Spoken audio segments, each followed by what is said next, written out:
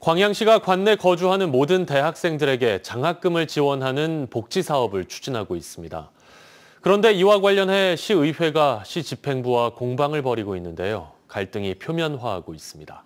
김주희 기자가 보도합니다. 광양시의회 제335회 임시회 시정질. 광양시의 대학생 장학금 지원 사업을 두고 집행부와 의회 간 공방이 이어집니다.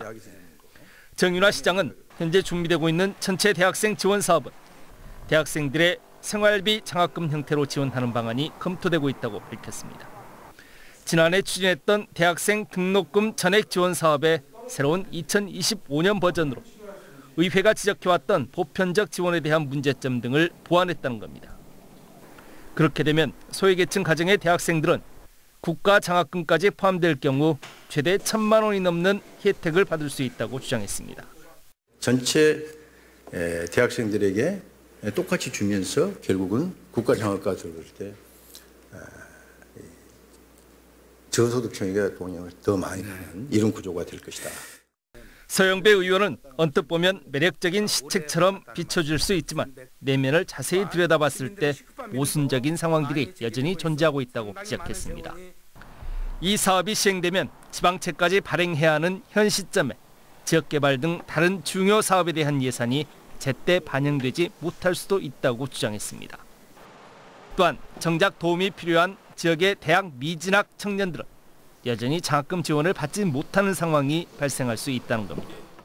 대학교를 지나가지 않는 학생들이 소외감과 불만이 생길 수 있다.